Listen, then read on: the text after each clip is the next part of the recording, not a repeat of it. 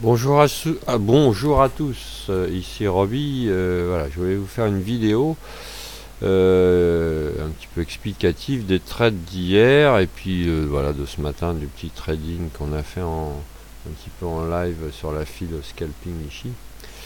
Voilà, donc on va commencer par les trades d'hier car c'est sur des supports de trading que je n'utilise pas d'habitude, je connais pas super bien. Bon voilà, sur l'or, donc c'était bien sympathique. Je l'ai joué façon normale, vous voyez.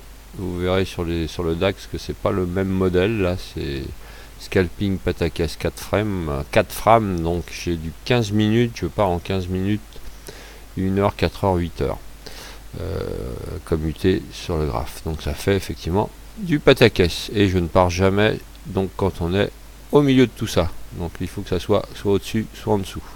Voilà déjà au premier coup d'œil. Donc c'est Ishimoku version Roby, entre autres. C'est-à-dire voilà, dès quand je suis au milieu, on me dit bah t'as pas joué ça, si bah non.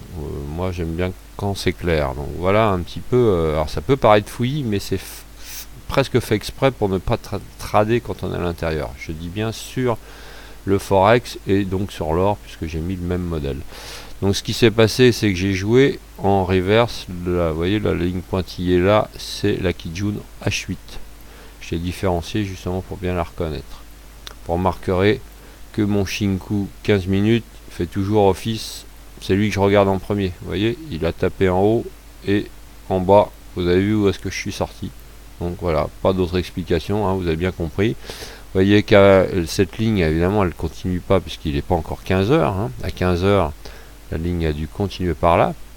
Mais après, je crois qu'on est bien remonté. Donc, encore une fois, vive le scalp. On se casse pas la tête, on prend ses points. Et puis, terminé. Et moi, je suis bien content comme ça, puisque je n'y arrive pas autrement. Puis j'ai l'impression qu'en ce moment, de toute façon, ça sert à rien de faire des plans sur la comète à long terme. Ça part dans l'autre sens le lendemain, et ainsi de suite. Hier après-midi, quand je suis parti après mes rendez-vous, j'ai pris un short. Bon, quand je suis parti, j'en ai pris plusieurs, mais j'avais des stops zéro. Ça avait déjà bien commencé à descendre. Vous voyez, je suis dû partir vers 17h35, qui est à peu près par là. Donc, vous voyez, non, pourtant j'étais un petit peu, voilà, mais mon stop était juste au-dessus, je crois. Enfin, je ne sais plus. J'avais un stop zéro et l'autre au-dessus.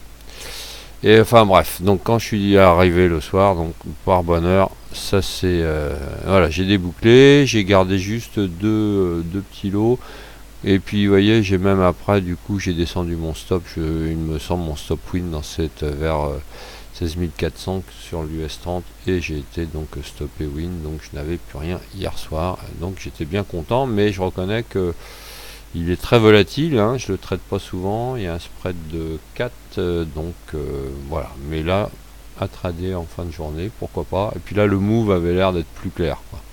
Hein, et puis il y avait un petit peu le consensus de tout le monde, donc pourquoi pas trader dans le sens quand on sent que ça va redescendre. Donc ce matin, là c'est à gauche, c'est un graphe 1 minute. À droite, c'est le graphe 5 minutes. C'est celui qui est le maître pour moi. Là, sur ce scalping, le 1 minute me sert à partir et le 5 minutes à me donner un petit peu les infos.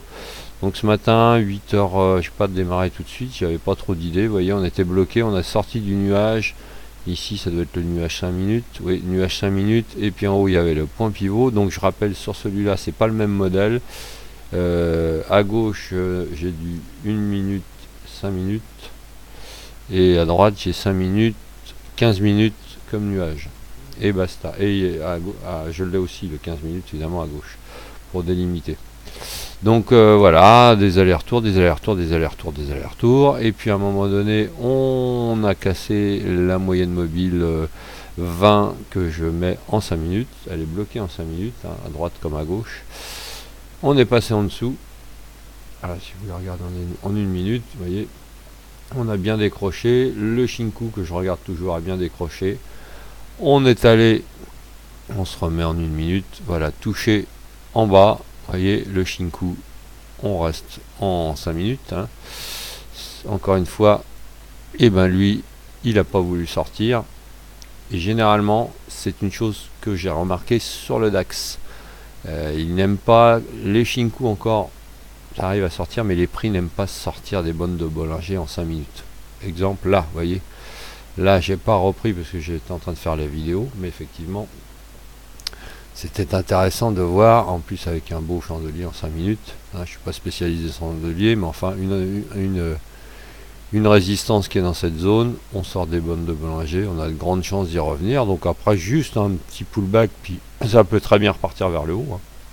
Voilà, après à trader en fonction effectivement de ce que l'on connaît le mieux. Donc maintenant j'ai terminé de regarder mes 25 paires, j'ai le DAX, l'US 30, le S&P, voire juste pour regarder, puisque là c'est du spread de 5. Depuis donc hier j'ai mis aussi l'or, le GBP USD ce matin que j'ai loupé à la hausse, mais on peut pas être partout. Vous voyez là par contre il a bloqué en haut du nuage H8, donc il y avait un petit reverse à jouer aussi en short. L'USD HKD pour d'autres raisons, parce que là j'espère qu'un jour ça va monter très haut. Et puis l'USD JPI que j'ai loupé ce matin aussi, parce qu'encore une fois on peut pas être partout. Et là comme le câble, celui-là, voilà, pour les connaisseurs, on casse. Donc si on prend là 110, même avec un petit peu de retard, vous voyez, à 8h30, il y avait quand même pas mal de points à faire. Après j'ai pas vu ce qu'il y avait en dessous, donc n'oubliez pas que ça soit avant de trader ou après, on va voir, hein. Là vraiment ça correspond peut-être à quelque chose.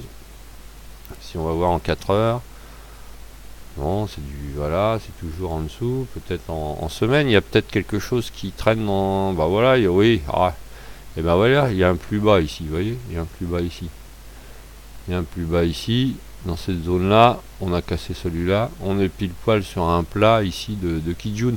Il y a toujours quelque chose, c'est jamais anodin les rebonds ou les destinations. Donc quand on part en frame plus petite, comme on l'a déjà dit, hein, n'hésitez pas avant d'aller voir s'il y a de la marge, si vous pouvez faire quelques trades. Mais là vous voyez, on est en weekly, on a cassé, donc ça peut descendre, hein, il faut que le Shinku passe à travers.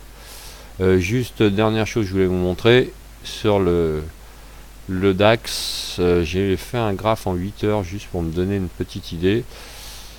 Alors je suis plutôt baissier, mais bon, ça, vous voyez que ça résiste bien, hein, chaque fois, hein. Alors il y a plusieurs choses, hein. Il y a la fourchette là qui résiste bien. Les nuages, on est quand même toujours bulle, hein. Le Shinku va plutôt vers le haut, mais on a croisé Tenkan et Kijun qui est passé au-dessus, donc ça voudrait dire que normalement devoir descendre, cette bougie devra redescendre. Alors là on est en H8, peut-être pas celle-là, mais celle d'après, au moins redescendre dans cette zone là. Mais vous voyez, il n'y a pas grande marge, hein, donc moi je veux bien qu'on soit ours à 100% ou bulle à 100%, ben moi je suis rien, ni l'un ni l'autre. Je trade en fonction des scalps et de ce que je peux faire, en toute humilité. Voilà, donc essayez de vous trouver 2, 3, 4 paires que vous aimez bien. Enfin après vous faites ce que vous voulez, hein. C'est juste un conseil perso de pas d'aller trop à droite et à gauche comme je faisais avant, parce que du coup on n'arrive pas à tout surveiller, et puis on ne traite bien que ce que l'on connaît bien. Mais le DAX je commence à bien le maîtriser, le câble aussi, l'USD JPI j'aime bien, et puis si l'or, par bonheur j'arrive à le comprendre et à voir comment il réagit, à quelle heure il faut le trader, parce que ça c'est important aussi, ça sera merveilleux. Donc je vous souhaite à tous de faire vos gains, de trouver vos paires et de venir sur la file scalping pour échanger et puis vous donner au point de vue que vous fassiez d'ailleurs du scalping.